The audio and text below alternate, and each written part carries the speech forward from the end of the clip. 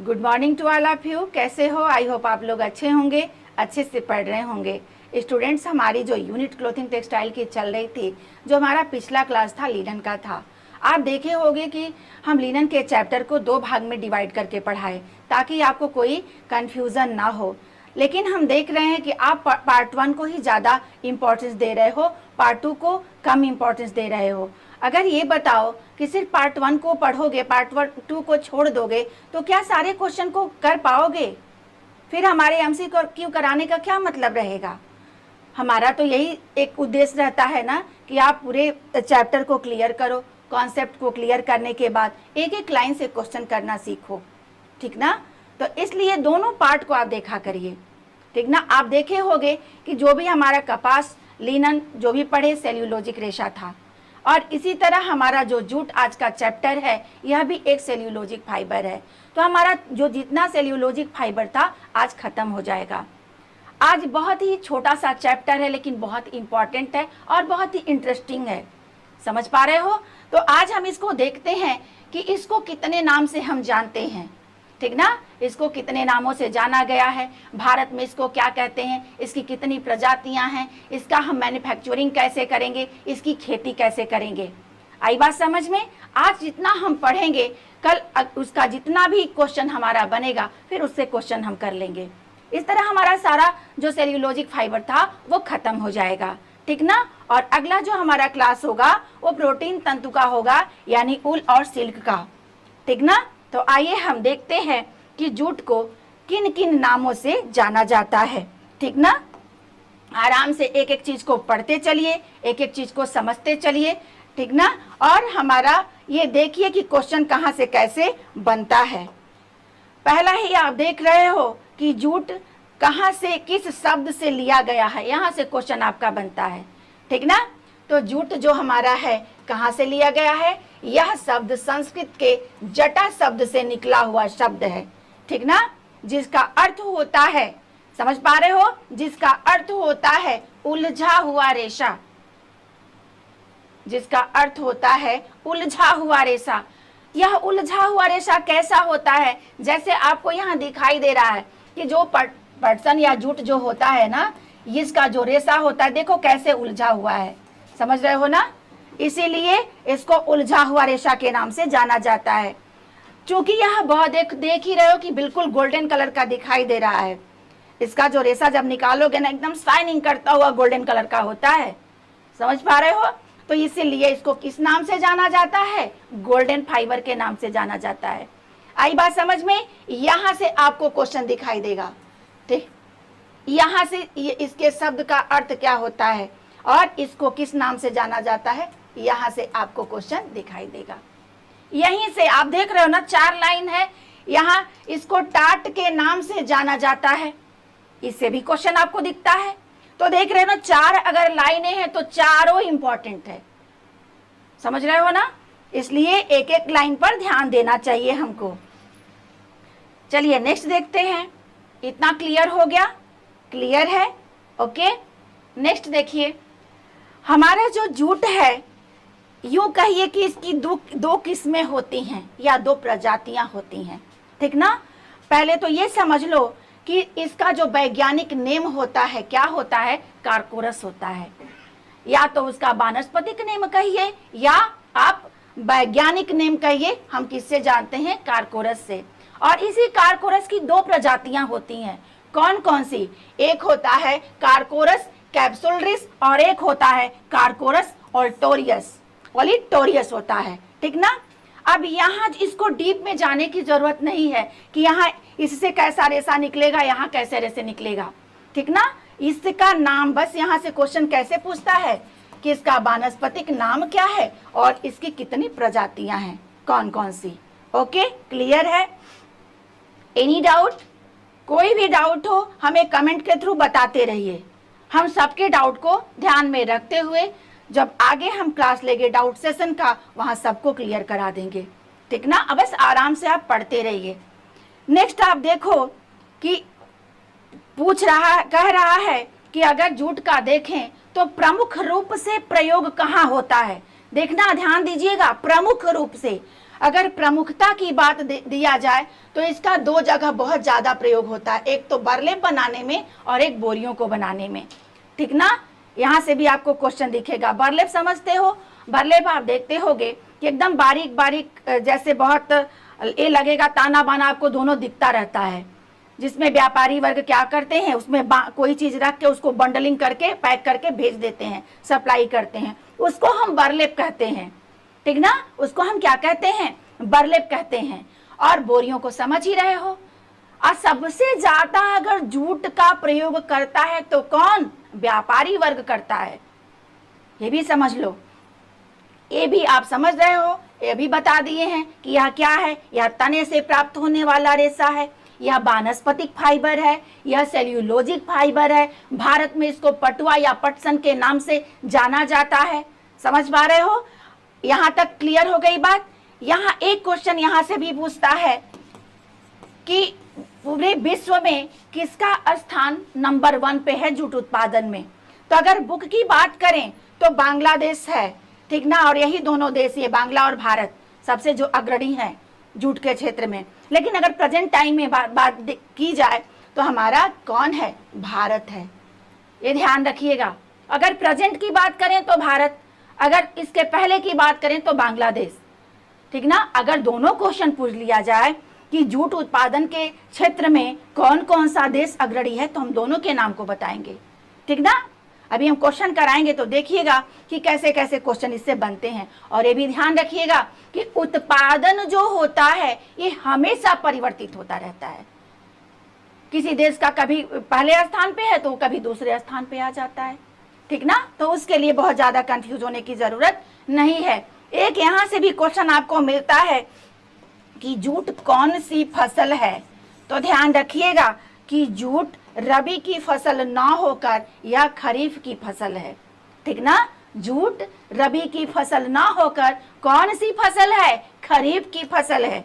आई बात समझ में, तो इतना चीज क्लियर हुआ। Any doubt? इसी तरह से पढ़ते रहिए, चीजों को समझते रहिए। और ये समझकर पढ़ा जाता है कि हमारा एक एक लाइन, एक एक वर्ड इंपॉर्टेंट है, तब एग्जाम क्लियर होता है। समझ रहे हो। देखो, अगर उसके अतिरिक्त प्रमुख, अभी बताए ना कि प्रमुख रूप से उपयोग कहाँ हो रहा था, बोरियों को बनाने में, बरलेप के बनाने में। लेकिन उसके बाद भी इसका बहुत सारे उपयोग हैं। ठीक ना, इसके अलावा इसके दरी बनाए जाते हैं, तंबू बनाया जाता है, तिरपाल बनाया जाता है, रस्सियां बनाई जाती हैं, निम्न कोटि के कपड़े जो अस्तर लगते हैं बनाए जाते हैं। हमारे जितने भी डेकोरेटिव मटेरियल आजकल आ रहा है, आप देख रहे हो जो बैग बनता है आजकल, बहुत सुंदर सुंदर हैंड बैग बनते हैं, तो सारी ये जूट के बनते हैं। समझ रहे हो। इसके अलावा अगर हम देखें एक बात, सुतली भी बहुत अच्छी बनती है इससे, जिससे चारपाई की बुनाई होती है। समझ रहे हो ना। इसके अलावा अगर एक क्वेश्चन यहाँ से देखो बनता है कि उपयोग के दृष्टि से अगर हम देखें तो कपास के बाद किसका स्थान आता है, तो अगर जितना उपयोग हो रहा है काटन के बाद तो जूट का दूसरा स्थान है। समझ पा रहे हो, जूट का दूसरा स्थान है। और यह क्या है, यह भी सबसे महत्वपूर्ण रेशा है। समझ रहे हो ना। ये सोच लो कि अगर ये रेशा ना होता, जूट ना होता, तो कैसे जितना आजकल सप्लाई हो रहा है कैसे होता। समझ रहे हो। तो इसीलिए ये भी हमारा क्वेश्चन बहुत इंपॉर्टेंट है। नेक्स्ट आते हैं कि इसकी हम खेती कैसे करते हैं। जैसे कपास की खेती किए, लिनन की खेती किए, ठीक ना, वैसे देखा जाए कि इसकी अब आप क्या देखेंगे कि देखें कि इसकी खेती कैसे हम करेंगे। ठीक ना, पहला ही क्या हम देखेंगे कि जलवायु कैसी होनी चाहिए। हमारे जूट की खेती के लिए जलवायु कैसी होनी चाहिए, तो उष्णता एवं नमी। ठीक ना, इसमें हल्का सा गर्मी और ठंडा दोनों की जरूरत होती है। आई बात समझ में। जूट के पौधे की जो लंबाई होती है, यहाँ से क्वेश्चन आपको दिखेगा, 6 से 12 फीट की होती है। जूट का पौधा बहुत ही लंबा होता है। आप देखते हो ना, देखो ये जूट का पौधा है, एक महिला देख रहे हो खड़ी है। ठीक ना, देखो महिला की लंबाई मान के चलो कि 5 साढ़े 5 की होगी, महिला 5 ही की मान लो। और ये क्या कर रही है, हार्वेस्ट कर रही, देखो पौधे को पकड़ी है, जड़ से उखाड़ रही है। हार्वेस्टिंग कर रही है। अब देखो कि जूट का हमारा जो पौधा है कितना लंबाई से दुगना है, हो गया ना 12 फीट। अगर 6 फीट की भी होगी तो 12 फीट का हो गया। तो इसी तरह बहुत इसके लंबे लंबे पौधे होते हैं, समझ पा रहे हो। तो इसलिए इसकी लंबाई कितनी होती है, 6 से 12 फीट। इसके लिए जो सॉइल हम देखते हैं तैयार करते हैं वो कौन सी होती है, या तो उसको जलोढ़ मिट्टी कहो या दोमट मिट्टी कहो। ये इस मिट्टी में इसकी उपजाऊपन सबसे सर्वोत्तम होती है, ठीक ना। नेक्स्ट अगर बात करें कि किस महीने में इसकी बुआई की जाती है, तो इसकी बुआई देखो मार्च से मई तक, और कटाई कब होती है, जून से सितंबर तक। यहाँ दोनों जगह से क्वेश्चन आपको मिलेगा कि बुआई कब करोगे और कटाई कब करोगे। अगर डेज की बात पूछता है तो डेज में हम क्या करेंगे, 120 से 150 दिन बताएंगे, ठीक ना। है तो एक एनुअल प्लांट, लेकिन अगर डे में इसको देखेंगे तो डेज में हम 120 to 150 लगाएंगे। जबकि हमारा यहाँ से क्वेश्चन आपको मिलेगा कि यह क्या है, जूट हमारा एक क्या है, एनुअल प्लांट है या एक वर्षीय पौधा है। ठीक, यहाँ तक बात क्लियर है। बहुत ज़्यादा इसमें घूमने फिरने की ज़रूरत नहीं है। जो फैक्ट है हम याद करेंगे, क्वेश्चन को सॉल्व करेंगे। ओके, क्लियर है, आगे बढ़े। नेक्स्ट देखो, अब क्या हमारा बच रहा है, जो मोस्ट इम्पॉर्टेंट है, ये समझ लो। जितने भी हम चीज़ों को पढ़ाए हैं, जो प्रोसेस होता है वो बहुत इम्पॉर्टेंट होता है, क्योंकि प्रोसेस से हमेशा 3-4 क्वेश्चन आपको देखने को मिलेंगे, ठीक ना। अब देखते हैं कि हम इसका मैन्युफैक्चरिंग कैसे करेंगे, ठीक ना। तो पहले ही हम क्या करेंगे, पहले ही स्टेप में हम क्या करेंगे, हार्वेस्टिंग करेंगे। जूट के पौधे को जड़ से क्या करेंगे, उखाड़ेंगे। उसी प्रक्रिया को हार्वेस्टिंग कहलाता है, उसी प्रक्रिया को हम क्या कहते हैं, हार्वेस्टिंग कहते हैं। उसके बाद जब हम क्या करते हैं, हार्वेस्ट कर लेते हैं, जब पौधे को जड़ से उखाड़ लेते हैं। इसको आराम आराम से बताते हैं, आराम आराम से समझिए। जब पौधे को उखाड़ लिए तो जाहिर सी बात है कि उसमें मिट्टी होगी, गंदगी होगी, पत्ते होंगे, तने होंगे, सब होगा ना। अब वहाँ पे क्या करेंगे, पत्ते एवं अन्य गंदगियों को दूर करेंगे। और जो जहाँ पे ये चीज़ की जाती है, पत्ते और अन्य गंदगी को तने से हटाया जाता है, वह प्रक्रिया क्या कहलाती है, रीपलिंग कहलाती है। यहाँ से भी क्वेश्चन मिलेगा आपको, ठीक ना। अब देखो, रीपलिंग कर लिए, पत्ते को अलग हटा दिए, तने को अलग कर लिए, साफ कर लिए। अब आपके पास क्या बच गया, एक फ्रेश तना बच गया। ठीक, अब उसको हम क्या करेंगे, बंडलिंग करेंगे। उसको ऐसे देखो, ऐसे बंडल बनता है इसका, इसको क्या करेंगे, बंडलिंग कर देंगे। बंडलिंग करके खेत में ही छोड़ के सुखा देंगे इसको। यहाँ तक बात समझ में आई। पौधे को 3 प्रक्रिया यहाँ पे किए हो, हार्वेस्ट किए हो, साफ किए हो तने को, और क्या किए हो, बंडल करके धूप में छोड़ दिए, सूख रहा है पौधा। क्लियर है बात, आगे बढ़ते हैं। यहाँ भी इसको भी समझ लो। देखो, यहाँ मेरे पास क्या आ गया है, एक जूट का प्लांट आ गया है। यहाँ कैसे हम फाइबर प्राप्त करते हैं, वहां तक का प्रोसेस दिया हुआ है, ठीक ना। दिया हुआ है तो चूंकि समझ लो, काम ही आएगा आपके। यहाँ देखो क्या किया जा रहा है, हार्वेस्टिंग किया जा रहा है, जड़ से पौधे को उखाड़ा जा रहा है, ठीक ना। तो देखो यहाँ पे हार्वेस्टिंग किया गया। अब हार्वेस्टिंग करने के बाद उसके लीव्स को क्या किए, स्टेम से अलग कर दिए, ठीक ना, यानी दोनों को अलग कर दिए। वह प्रक्रिया क्या कहलाई, रीपलिंग। और यहाँ पे क्या हुआ, देखो यहाँ पे एकदम साफ सुथरा आपको तना मिला है। और उसके बाद उसको रूट को क्या किए, उखाड़ लिए रूट सहित, और यहाँ पे देखो गलने के लिए छोड़ दिया जा रहा है। देखो यहाँ गलाने की प्रक्रिया की जा रही है। यहाँ पे पूरे रूट को, स्टेम को, प्लांट को पूरी तरह से छोड़ दिया गया, गल रहा है वहाँ पे। अब क्या किया गया है, इसको धूप में सुखाया जा रहा है। धूप में सुखाने के बाद देखो यहाँ पे धूप में छोड़ दोगे ना, इसे सूख जाएगा। उसके बाद ऐसे हमें फाइबर प्राप्त हो जाता है, ठीक ना। क्लियर है। तो यहाँ मत जाइए, तो एक फाइबर की बात बताया था, जो दिखा था तो हम आपको एक्सप्लेन कर दिए, लेकिन हमारी बात यहाँ से हो रही है, ठीक ना। यहाँ 3 प्रोसेस कर लिए हो। यहाँ देखो चौथे में अब हम क्या करेंगे, बंडल बांध के सुखा लिए हो खेत में, ठीक ना। वो जब सूख जाता है, क्योंकि हरा नहीं करते, गीला नहीं, वो जो जब उसका जड़ जो रहता है ग्रीन ग्रीन कलर का रहता है, उस कंडीशन में हम रेटिंग प्रक्रिया नहीं करते हैं। उस कंडीशन में हमको अच्छा रेशा प्राप्त नहीं होता है। इसलिए उसको सुखाया जाता है। ठीक, देखिए हम जो भी बात आपसे बताते हैं बहुत क्लियरली बताते हैं, एक एक चीज को जब समझोगे तभी कर पाओगे। रटने से सीक्वेंस भूल जाता है, समझने से कभी नहीं भूलेगा। ठीक ना।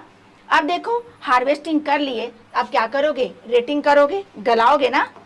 कैसे गलाओगे उसको, कैसे गलाओगे, आप बड़े बड़े टैंकों में क्या करोगे, बड़े बड़े टैंकों में या तालाबों में उसको क्या करोगे, 12 से 15 दिन तक, 2 से 3 हफ्ते तक छोड़ दोगे। ठीक ना, वो गल रहा है आपका।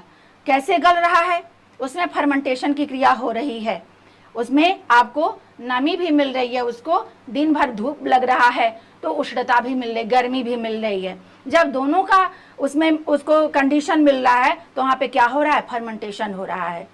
और जब फर्मेंटेशन होता है तो रेशा क्या होता है, धीरे धीरे तने से अलग होने लगता है। ठीक, उस प्रक्रिया को हम क्या कहते हैं, रेटिंग कहते हैं। जब रेटिंग हो गया, अब आपका तना पूरी तरह से वहां पे सड़ गया। ठीक ना, बिल्कुल ब्लैक कलर का हो गया, चिपचिपा सा हो गया है, बहुत भद्दे कंडीशन में हो गया है। अब उसको हम क्या करेंगे, क्लीनिंग एंड वॉशिंग करेंगे। ठीक ना, उसको क्लीन करके धुलेंगे अच्छे से, डंठलों को धोया जाता है, देख रहे हो ना, सड़ने के बाद इसके डंठलों को धोया जाता है। जब हम क्लीन कर लेंगे तो पूरा हमारा क्या हो गया, तना है वो पूरा गीला हो गया। अब उसको हम क्या करेंगे, धूप में सुखाने के लिए छोड़ देंगे। जब पूरी तरह से वो धूप में सूख जाता है तना, तब उसको क्या करेंगे, ब्रेकिंग करते हैं, तोड़ते हैं। तोड़ने की प्रक्रिया कैसे होती, ब्रेकिंग की प्रक्रिया कैसे होती, जो रोलरों में, जो रोलर होता है, जो मशीनें होती है उसमें बेलन लगे होते हैं, उस बेलनों के बीच से गुजारा जाता है, तो जो उसका कठोर भाग होता है वह टूट कर क्या होता है, अलग हो जाता है, और उसके जो रेशे होते हैं अलग हो जाते हैं। देखो दो प्रक्रिया है डंठल से तने को अलग करने की। डंठल जो है, जो कठोर भाग है, और उसके रेशे से को, दोनों को अलग करने की दो प्रक्रियाएं हैं, एक तो स्काउचिंग है और एक ब्रेकिंग है। दोनों में ध्यान देने की बात ये होती है कि जब यही रेशा जो ये होता है ब्रेकिंग में, ये काटने योग्य नहीं होता है। ठीक ना, काटने योग्य उसको स्काउचिंग में बनाया जाता है। ठीक ना, ये ध्यान रखिएगा। अब हम यहाँ पे रेशे को क्या किए, अलग कर लिए, तने को अलग कर लिए। ठीक ना, ये दोनों अलग अलग हो गए। बात यहाँ क्लियर है, इतनी बात क्लियर है। फिर हम आगे बढ़ते हैं। फिर हम क्या करते हैं, स्काउचिंग करते हैं। अब रेशे को प्राप्त करने के लिए मशीन या हाथ से, एक यह काम मशीनों से भी किया जाता है और हाथ से भी किया जाता है। ठीक ना, रेशे को क्या किया जाता है, निकाल लिया जाता है, और वह रेशा इतने अच्छे कंडीशन में आ गया है कि हम उसकी कटाई कर लेंगे। ठीक, जब ये हमको रेशा मिल गया है तो उसको हम क्या कर देंगे, स्पिनिंग करते हैं, कटाई करते हैं। और ये ध्यान रखिएगा कि जो जूट का फाइबर होता है उसमें ना तो डेंसिटी होती है, ना इलास्टिसिटी होती है, ना ही रेजिलेंसी होती है, ना तो इसमें तन्यता, ना ही प्रत्यास्थता और ना ही प्रतिस्कंदता। अब जब तीनों का अभाव एक रेशे में रहेगा तो जाहिर सी बात है कि उसको काटना बड़ा मुश्किल हो जाएगा। ठीक ना, अब उसको कैसे काटेंगे ये समस्या है। अब उस पर क्या किया जाता है, यहाँ से क्वेश्चन बनता है, क्या किया जाता है, उसके रेशे पर, जूट के रेशे पर तेल या पानी लगाकर उसको हल्का सा लोचमय बनाया जाता है, इसको सॉफ्ट बनाया जाता है, तब जाके उसको स्पिन किया जाता है। फिर भी जो रेशा होता है बहुत ही अच्छे कंडीशन में नहीं होता है। तो यहाँ की प्रक्रिया कठिनता से तो हुई ही, अब यहाँ भी कठिनाई होगी। इसमें भी क्या हो गया कि बहुत ही कठिनता से वस्त्र आराम आराम से इसका वीव करते हैं, वीविंग करके तैयार किया जाता है ताना और बाना से। ठीक ना, यहीं पे हमारा ये प्रोसेस खत्म होता है, क्योंकि यहीं पे हमको जितना मटेरियल, बोरियां है, टाट है, आपका ये क्या बोले हैं, बर्लैप है, ये सब मिल जाता है। फिनिशिंग अगर हम जब बात करेंगे फिनिशिंग की, तो डेकोरेटिव मटेरियल जितना बताए हैं वहाँ पे कहीं कहीं करेंगे, लेकिन यहीं पर हमारी प्रक्रिया क्या हो जाती है, समाप्त हो जाती है। इन सारी प्रक्रियाओं के अंदर क्या किया जाता है, यहाँ से क्वेश्चन बनेगा। इन प्रक्रियाओं को एक दूसरे में उलझा दिया जाएगा, उसको सीक्वेंस में लगाने का क्वेश्चन आपको बनाना पड़ेगा। ये भी क्वेश्चन बन सकता है कि किन किन चरणों से होकर गुजरना पड़ता है, ठीक ना। अब हमको सारी प्रक्रियाओं को दिमाग में एकदम याद करके रखना है। कोई आप एक टेक्निक अपना लो याद करने का, लेकिन याद होना चाहिए। एक जहां इधर उधर बात हुई, चौथा का पांचवा में कर दिए, पांचवा का चौथे में ला लिए, तो सब खत्म। इसलिए समझना बहुत जरूरी है। आइए एक बार और हम इसको आपको अच्छे से समझाते हैं। देखो, पहले हमारा प्रक्रिया क्या था, पहला क्या बताए थे आपको, पहली प्रक्रिया में हम क्या किए थे, हार्वेस्टिंग किए थे।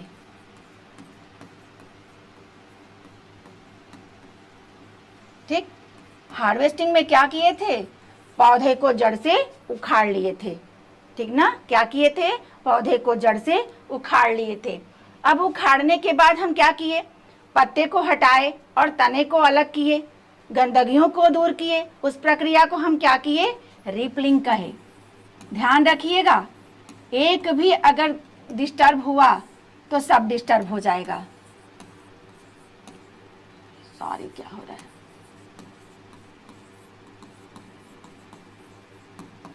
रिपलिंग कर लिए। तीसरे में क्या कर लिए, हम रिपलिंग कर लिए, तना और हमारा डंठल अलग हो गया, मुझे डंठल मिल गया, ठीक ना। अब हम क्या करेंगे, डंठल मिल गया तो क्या करोगे, खेत में ही उसको बताए ना कि बंडलिंग करोगे और ड्राइंग करोगे, बंडलिंग एंड ड्राइंग।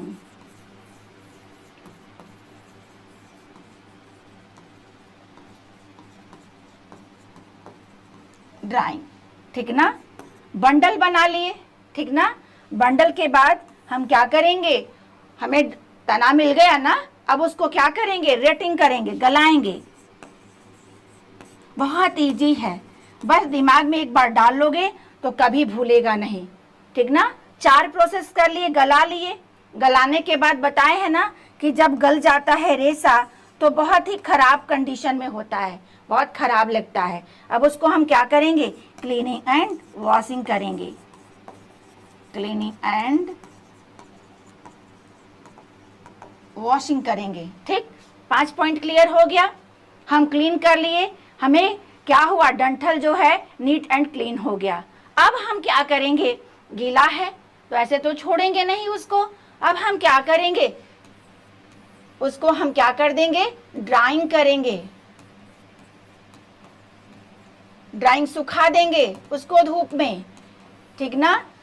जब धूप में सूख जाएगा तब क्या करेंगे, ब्रेकिंग कर लेंगे, उसको तोड़ेंगे। ब्रेकिंग में बताए हैं ना कि रेसे जो होंगे तने से अलग हो जाएगा यहाँ पे, लेकिन वैसे कंडीशन में नहीं रहेगा जिससे हम कटाई कर सकें। जब उसको कटाई करना होगा तब उसके लिए एक और प्रक्रिया से गुजरना पड़ेगा। वह कौन सी हमारी प्रक्रिया है, कौन सी प्रक्रिया है, स्काउचिंग। स्काउचिंग, ठीक ना। इसमें क्या हो जाता है, हमारा तना अलग हो जाता है, रेसा इस कंडीशन में आ जाता है कि हम उसको क्या करेंगे, स्पिनिंग करेंगे।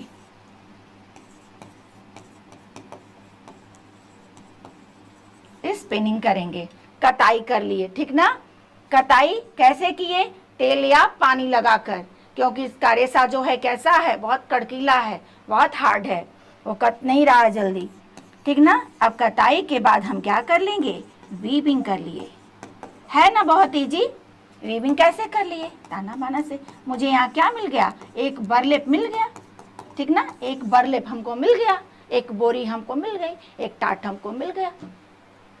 कहाँ कठिन है बताओ, कहते हो ना कि प्रोसेस बहुत कठिन होता है, कठिन लगा, बहुत आसानी से। देखो एक बार और इसको रिपीट कर देते हैं। पहली प्रक्रिया हम क्या किए, हार्वेस्टिंग। दूसरे में क्या किए, उसको रिपलिंग किए। रिपलिंग में जान ही रहे हो, तने और पत्ते गंदगी को सब दूर कर दिए। उसके बाद बंडल बना के हम खेत में छोड़ दिए सूखने के लिए। हमारा जब सूख गया रेसा तो उसको क्या, तना जब सूख गया तो उसको हम गला लिए। गलाने के बाद क्या किए, वह खराब कंडीशन में आ गया, बहुत ब्लैक ब्लैक दिख रहा था, बेकार दिख रहा था, उसको हम क्लीन कर लिए। क्लीन कर लिए तो हमारा क्या हो गया, हमारा डंठल गीला हो गया। उसको क्या किए, उसको सुखा लिए धूप में डालकर। अब जब सूख गया तो उसको रेसे और तने को अलग कर लिए, ब्रेक कर लिए, तोड़ लिए, ठीक ना। यहाँ पे रेसा तो मिला लेकिन काटने योग्य नहीं मिला। उस स्काउचिंग में उसको हाथ और मशीन से खूब अच्छा सा रेसा हम अलग अलग कर लिए, अलग निकाल लिए। अब उसको स्पिनिंग कर लिए, फिर वीविंग कर लिए, है ना सिंपल।